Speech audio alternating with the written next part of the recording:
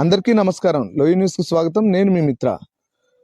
నేను ఆంధ్రప్రదేశ్లో ప్రజా సమస్యలు తెలుసుకునే కార్యక్రమంలో భాగంగా నేను ఒక మారుమూలమైనటువంటి గిరిజన ప్రాంతంలో తిరుగుతున్నా. బాబు స్కూల్కి వెళ్తున్నాడు. స్కూల్కి వెళ్తున్నటువంటి బాబును చూసి నేను చాలా ఆశ్చర్యపోయి బాబుని ఆపాను. ఒక్కసారి చూడండి, బాబు వేసుకున్నటువంటి బ్యాగ్ ఇది. ఒకసారి దీనా, ఇదిగో బాబు వేసుకున్నటువంటి బ్యాగ్.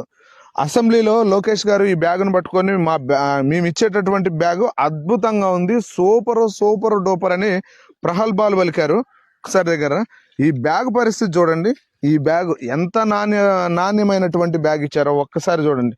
గొప్పలు అద్భుతంగా చెప్పుకున్నారు కదా. ఇది లోకేష్ గారు అంటే కూటమి ప్రభుత్వం ఇచ్చిన బ్యాగేనా? ఒక్కసారి చూడండి. నాకైతే అంత అవగాహన లేదు, చూడండి మీరు. ఇది పరిస్థితి, ఈ బ్యాగ్ పరిస్థితి. జీవో నెంబర్ 746, 747 అనే జీవోలు ఆ రోజు మహానేత వైఎస్ఆర్ గారు ఏర్పాటు చేస్తే వాటిని నేను అధికారంలోకి వస్తే తీసేస్తాను అని చెప్పిన చంద్రబాబు నాయుడు గారి వ్యవహారం బయట పెడతాము అని చెప్పి భయపడుతూ ఉండే పరిస్థితి. అలాగే హెరిటేజ్ కి ఇందాపూర్ అనేది అనుబంధ సంస్థ, మ్యానుఫ్యాక్చరింగ్ యూనిట్ అనే విషయాన్ని మేము బయట పెడతామనే విషయం భయపడి వీళ్ళు పారిపోతూ ఉండే పరిస్థితి మనం చూస్తూ ఉన్నాము.